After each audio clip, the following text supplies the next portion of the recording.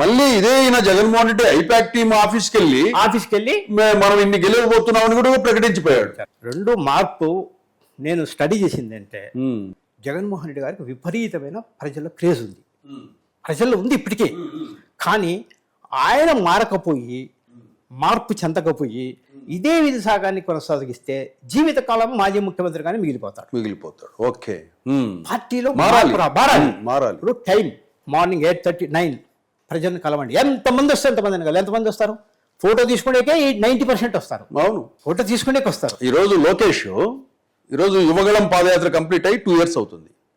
లోకేష్ ఈ రోజుకి కూడా అప్పుడు యువగలంలో పొద్దున్నే 7 గంటలకు కొన్ని వేల మందికి ఓపిక్గా సెల్ఫీ ఫోటో ఇచ్చి పంపించేవాడు. ఈ రోజు ప్రభుత్వంలోకి మంత్రి అయిన తర్వాత ఉదయం లేచినప్పటి నుంచి ప్రజలతో ఉంటాడు. పని పని పని పని అదే పని, అలాగ పని చంద్రబాబు నాయుడు గారు చేసినట్టు కానీ, లోకేష్ చేసినట్టు కానీ, పవన్ కళ్యాణ్ చేసినట్టు కానీ, ఇదే జగన్మోహన్ రెడ్డి సలహాదారులు ఇవన్నీ ఆ గోడను దాటి ప్రజల్లో కనుక ఉండింటే ఈరోజు బ్రహ్మాండంగా. ఇంకా నేను చెప్తున్నాను, ఒక టైము సిస్టము అనేది ఇంకా రాలేదు అక్కడ. ప్రజలను కలవాలి, వాళ్ళు వస్తారు, దూరం నుంచి వస్తారు, వాళ్ళు కలవాలి. జిల్లా అధ్యక్షులు ఉంటారు, వాళ్ళకు 5 నిమిషాలు 10 నిమిషాలు సపరేట్. తర్వాత డిస్కషన్స్, జిల్లా సమీక్షలు ఉంటాయి. జిల్లా సమీక్షలో అంటే నేను చెప్తున్నాను, ఫ్రాంక్గా చెప్తున్నాను, నా మీద కొన్ని వాళ్ళు విమర్శించుకున్నా ఎందుకు ఇలా మాట్లాడతానని, జిల్లా అధ్యక్షులు నీ పక్క సీట్ వేసి కూర్చోబెట్టి గౌరవించాలి. అవును, జిల్లా అధ్యక్షుడు అంటే వయసు ఉంటుంది, ఒక అధ్యక్షుడు కదా జిల్లా అధ్యక్షుడు.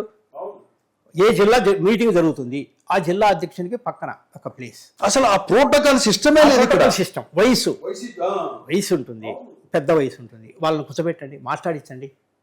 తర్వాత ఏంటంటే సమీక్షలలో దయచేసి నేను చెప్తున్నాను, పార్టీ వెలిపిస్తారనుకోండి, ఏదని అనుకోండి, నేను ఒక సూచన అంటే ఆ వైసీపీ గురించి చర్చ వస్తుంది కాబట్టి జగన్మోహన్ రెడ్డి గారి మీద మీరు సమీక్షల పేరుతో మీరు ఎక్కువ ఇంకా స్పీచెస్ వద్దు.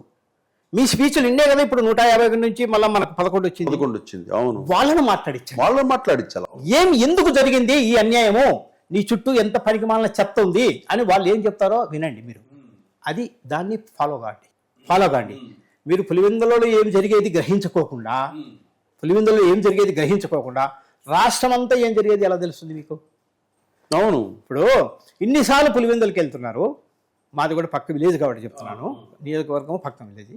మీరు వెళ్ళినప్పుడు 1 to 1 మీరు మాత్రమే ఉండండి. 30 మంది 40 మంది లీడర్స్ ఉంటారు నియోజకవర్గంలో.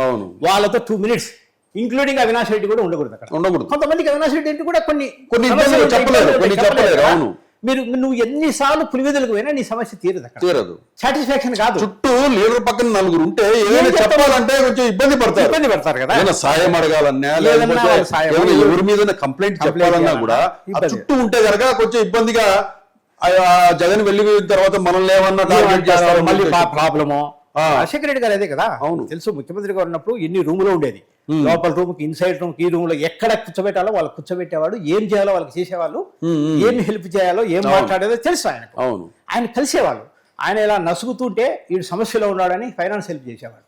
అవును, ఇవి మార్చుకోవాలి. ఆయన అబ్జర్వ్ చేసేవాడు రాజశేఖర రెడ్డి గారు. నాకు తెలిసి కడప నుంచి కొంతమంది వచ్చి, అప్పట్లో అధికారం లేకపోయినా కూడా, సార్ మేము హైదరాబాద్ పోయేస్తాం సార్ అని ఆయనకు సెండ్ ఆఫ్ చెప్పేటే, వాళ్ళని చూసి అప్పట్లో సాయంత్రం పోతున్నారా అని, ఒక్క నిమిషం సూర్యుడు, ఒకసారి సూర్యుడితో మాట్లాడండి, అంతే అయిపోతాయి. ఇలా మెయింటైన్ చేసేవాడు ఆయన. ఇలాంటి మార్పులు వస్తే అయితే ఆఫీసులో ఇప్పుడు కొంచెం నేను కలిసినప్పుడు మార్పు వచ్చింది. వచ్చిన వాళ్ళందరికీ భోజనాలు, ఇన్వైట్, అంత సిస్టమ్ ఉంది, ఒక రకమైన సిస్టమ్. కానీ కలిసే సిస్టము మార్చుకోవాలి. టైం ఇంతవరకు వెళ్ళడం, దాన్ని కలుద్దాం. మీరు పేపర్స్ ఉన్నాయి, న్యూస్ పేపర్, సోషల్ మీడియా అన్నీ ఉన్నాయి, ఈ రోజు అందుబాటులో ఉంటారు. ఇప్పుడు కలెక్టర్ ఆఫీసులో మనకి చంద్రబాబు నాయుడు గారి షెడ్యూల్ వస్తుంది. ఈ రోజు చంద్రబాబు నాయుడు గారు పార్టీ ఆఫీసులో ఇంతమంది ఈ టైంలో ప్రజలను కలుస్తున్నారు. ఇప్పుడు విలేజ్ నుంచి కలుస్తారు. అది తర్వాత అక్కడి నుంచి చంద్రబాబు నాయుడు గారు ఎమ్మెల్యే సమీక్ష ఉంది అని ఒక షెడ్యూల్ ఉంటుంది.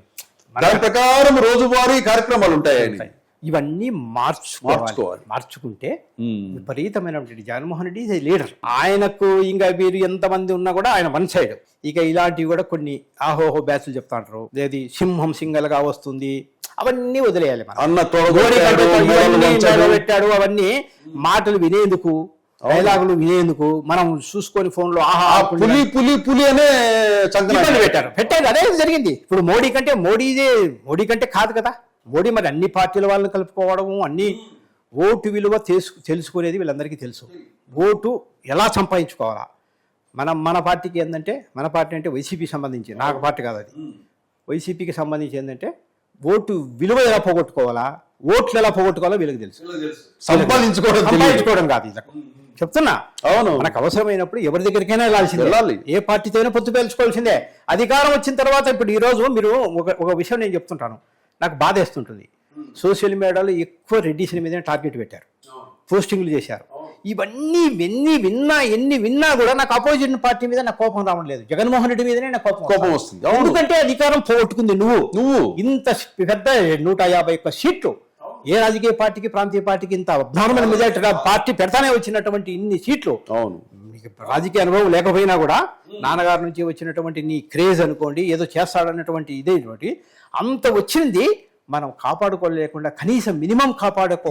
జగన్మోహన్ రెడ్డి గారు ఫస్ట్ మిస్టేక్ ఏంటంటే, ఎంతైతే కష్టపడ్డాడో అంత కష్టపడి సక్సెస్ వచ్చిన తర్వాత రిలాక్స్ అది ఉండకూడదు, ఎంజాయ్ చేశాడు దాన్ని, అది ఉండకూడదు. నేను ఏం చెప్తుంటానంటే, మనకు ఒక అలవాటు ఉంటుంది, తిన్న తర్వాత 10 అడుగులు వేస్తే బాడీ రిలీఫ్ అవుతుంది. ఎప్పుడైనా పొరపాటున వాకింగ్ చేయకపోతే అది తిన్న తర్వాత కొద్దిగా అన్ఈజీగా ఉంటుంది.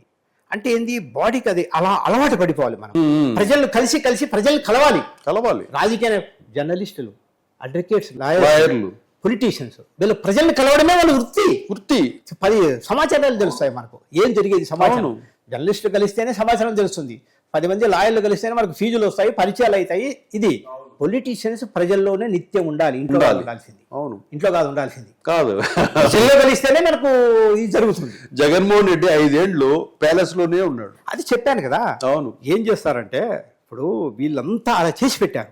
మీరు బయటకు వస్తే మనకు అంచనాకు మించి సీట్లు వస్తాయి అనేటువంటి భ్రమలో ఆయన అలా విలంగా చేశారు. ఇప్పుడు మీరు కరుణాకర్ గారు ఆయన చూసినప్పుడు ఆయనలో ఏమైనా పశ్చాత్తాపం కలిగిందా? 100% పశ్చాత్తాపం ఉంది. తప్పు చేశాననే భావం, కొన్ని మనం వర్గాలను దూరం చేసుకున్నాము, మనం పొరపాటు చేశామనేది గమనించారు. జగన్మోహన్ రెడ్డిలో ఫేస్ లో పశ్చాత్తాపం అనేది ఉంది 100% ఉంది. నేను ఏదో తప్పు చేశాను 100% ఉంది. లేకపోతే మన వాళ్ళు నేను అంటే ఈ విధంగా కొన్ని అభ్యంతరకరమైన మాటలు మాట్లాడినా కూడా, అంటే ఈ విధంగా పొరపాట్లు చేశాడని మనతో ఆప్యాయంగా పిలిపించి రమ్మని అన్న అని చెప్పి, అన్న బాగున్నారా అని చెప్పి మాట్లాడి అందరినీ ఆప్యాయంగా మాట్లాడంటే ఆయనలో ఉంది, రియలైజేషన్ ఉంది. సరే ఏదో జరిగిందనేది, బట్ ఇన్ ఫ్యూచర్ రాబో రోజుల్లో ఇంకా మార్పు వస్తుంది. ఈ చెత్తను కొంతమందిని దూరం చేసుకొని కొత్త ఫ్రెష్ బ్యాచ్, ఇప్పుడే కొత్త ఫ్రెష్ బ్యాచ్ వచ్చింది, ఆఫీస్ సిస్టమ్ అంతా మార్పు వచ్చింది. అక్కడ ఫుడ్ అరేంజ్మెంట్స్ సపరేట్గా కొంతమందికి కార్యక్రమాలు జరిగేటప్పుడు అదంతా సిస్టమ్ అంతా మారింది.